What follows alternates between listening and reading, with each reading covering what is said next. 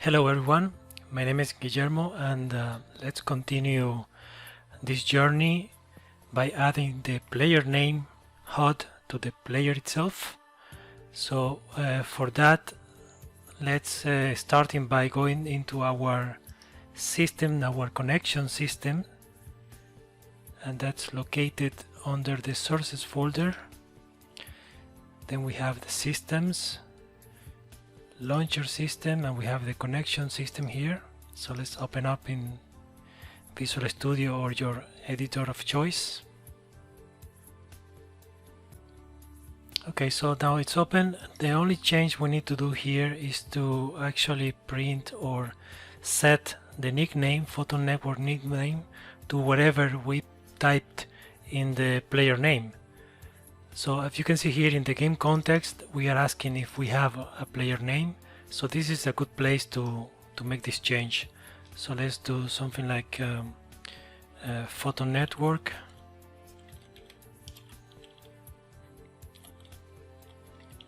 Nickname equals our game context player name value. The value is the text itself. Let's save the script and let's continue.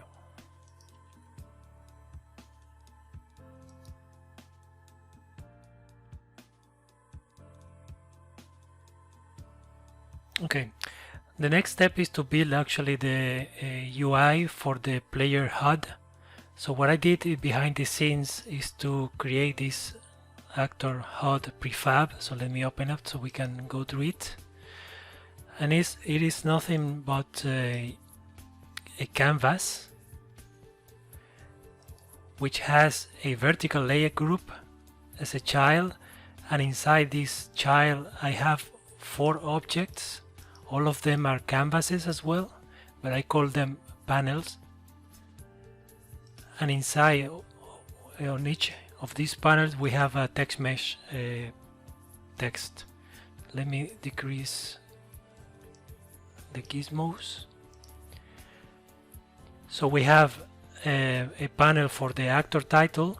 This is going to hold whether we are the host, the invader, or the cooperative player. Then we have the actual player name. Then this is a container for now to hold the health bar that is going to be displayed. And lastly, we have to display the damage taken for this player. And as you can see also, I renamed this HUD to Actor HUD because I want to reuse it not only for players but also for non-players like enemies and so on and so forth. So that's why I call it Actor. And there is nothing special in this HUD about the components it contains. But the next step, what we want to do is create a couple of scripts. One of them is going to be residing here in the root in the actor HUD itself. So let's start by that one. So let's go in this case into our sources folder. This is going to be a mono behavior, so we could do create it here.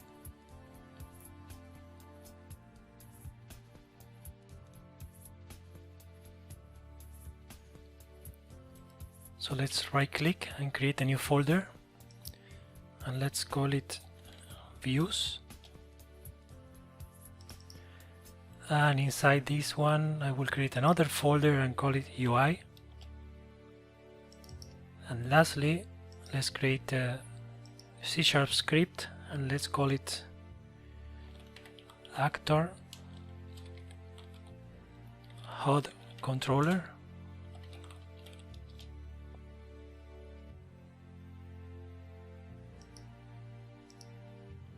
And let's open up in Visual Studio. So what we want here is to add a reference to Unity UI, Unity Engine UI. And we need 3 variables to store the TextMesh Pro components.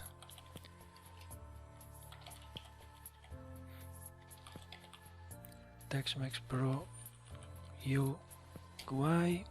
So one of them is actor title text. Actually, let's just copy this one 3 times. The second one is going to be the actor name. And the last one is going to be the actor damage text. For now, we are going to focus only in the actor name. So what we can do here is to create a public function, set player name, and pass the string as a name. So let's say actor text equal text. Let's do the same for the other two since we are here already, and let's call this one set player title to name it something.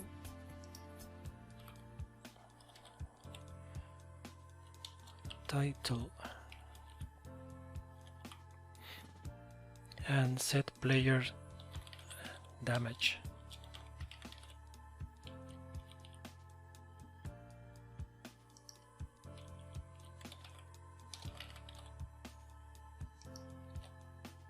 Okay, so let's save it and let's go back to the editor. So on the actor HUD root, then we need to add this component, and we want to map each text to correspondent slot. So let's start with the title, the name, and the damage.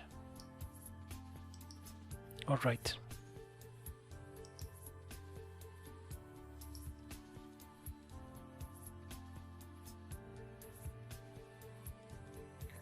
To connect our actor HUD prefab to our player, now we need to open up the player prefab, and then we can drag the actor HUD into the player prefab, and you can see what is how it is displayed here. So in this case, what we need to do to connect both is to add a script into our player that acts as a bridge between the player component and the HUD.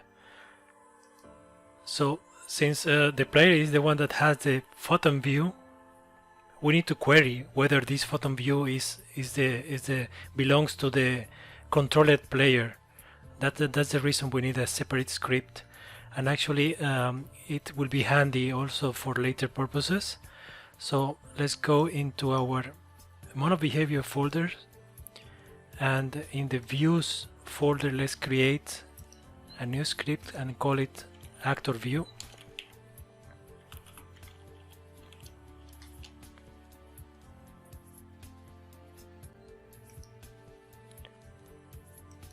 And let's drag it into our prefab and open up the script in Visual Studio. So here we need to add a couple of using statements. One is going to be the using for photon pun. The next one will be again using Unity Engine UI.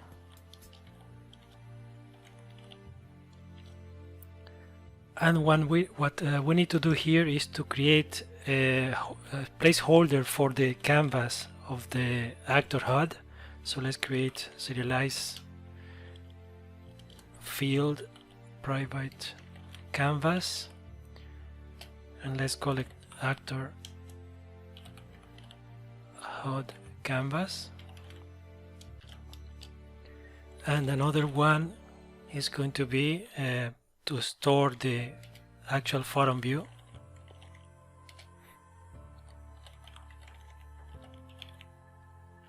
Okay, and in the awake method we cache,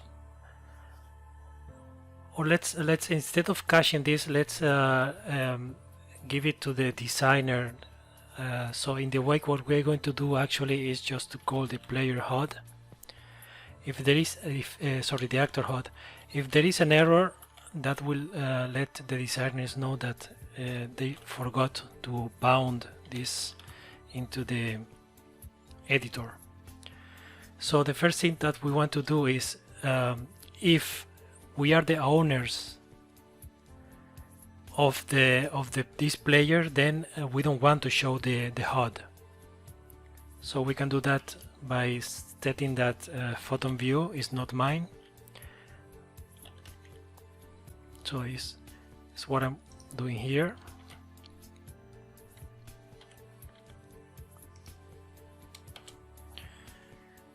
Photon view is not mine.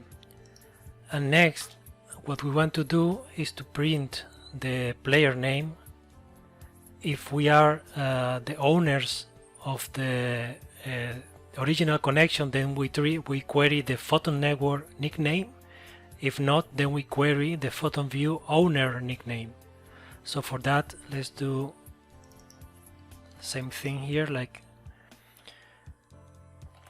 get component of actor HUD controller, and from here we can set the player name to if the photon view,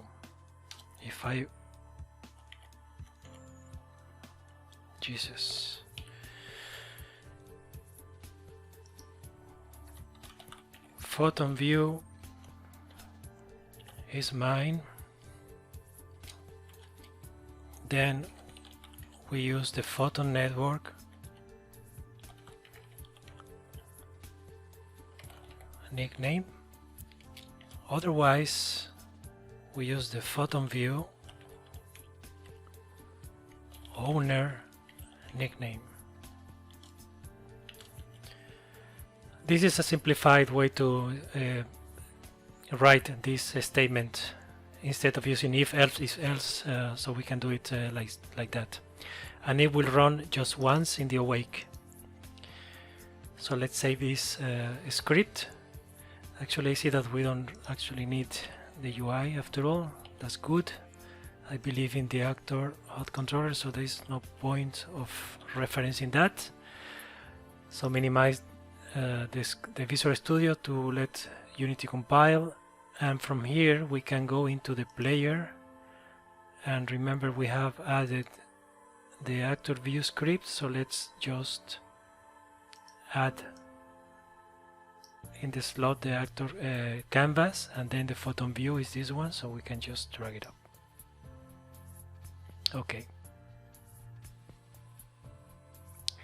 So the next step is to fix or work around. For example, you see that the HUD itself is set to be rendering in world space. So let's see how it looks.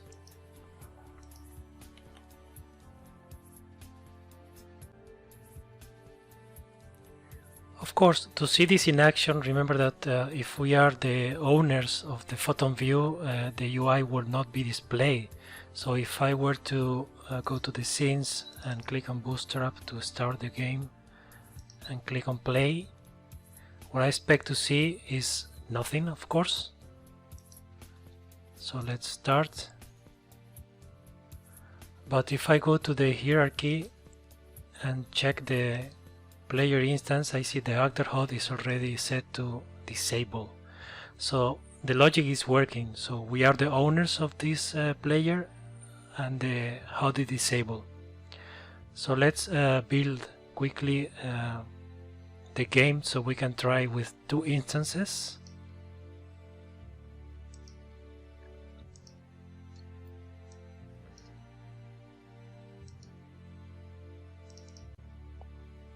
I will pause the video because it takes a little bit. Okay, we have the build, so let's give it a try.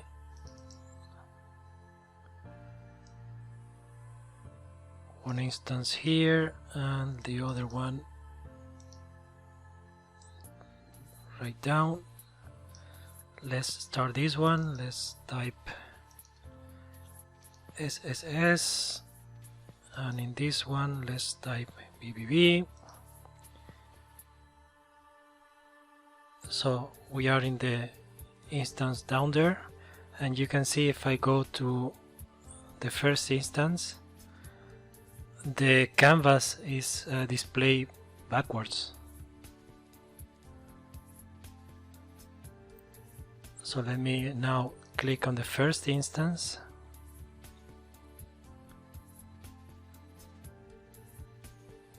So let's fix this one, like the displayment of the canvas, by adding a simple script, or a billboard type of script, to always face the camera.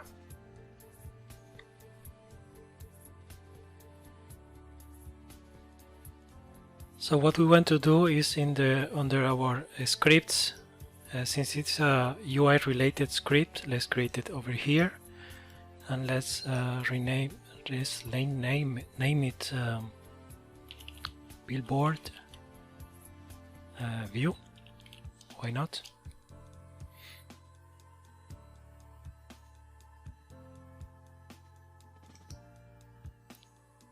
And let's open up in Visual Studio.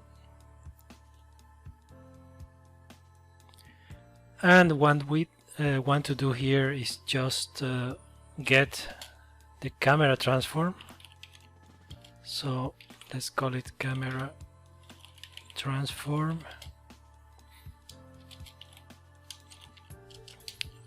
default. In the start method, we cache that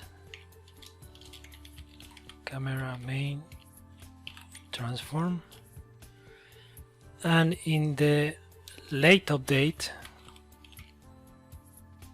we are going to check if the camera transform is null,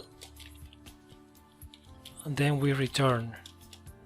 Otherwise, what we do is the transform holding this mono behavior is going to look at the camera transform.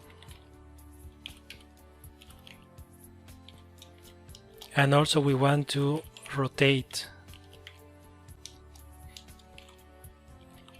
the transform 180 degrees in the y-axis.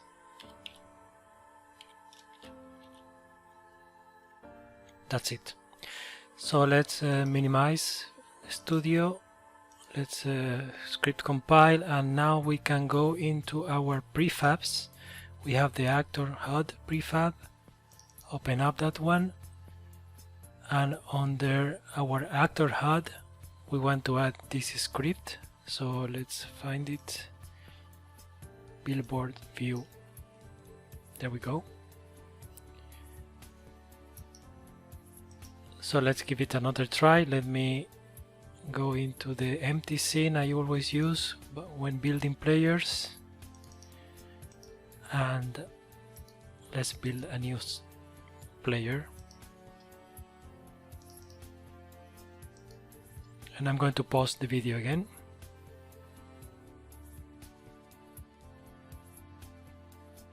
The build has finished, so let's try it out. One instance here, and let's open up another one.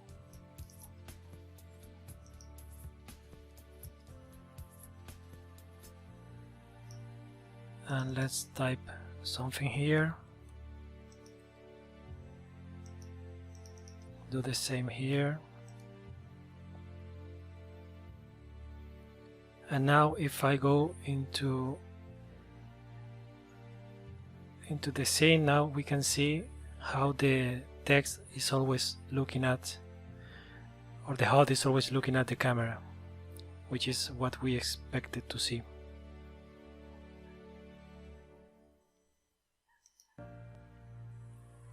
Same thing here. But you notice that in the screen below, the canvas is not always looking at the camera actually. So we might need to improve this logic a little bit to achieve the same but that is happening actually in the game. And the reason I didn't want it to always show the this HUD is because in the game, in Bloodborne, you don't see it all the time. It's just, for example, when you locked on the enemies or when you deal damage to the enemies is when the HUD is actually displayed, not every time. But we are going there. Our next video we're going to start building the status system, also honoring the entity component architecture. So bear with me and let's keep going. Thank you for watching and have a nice day.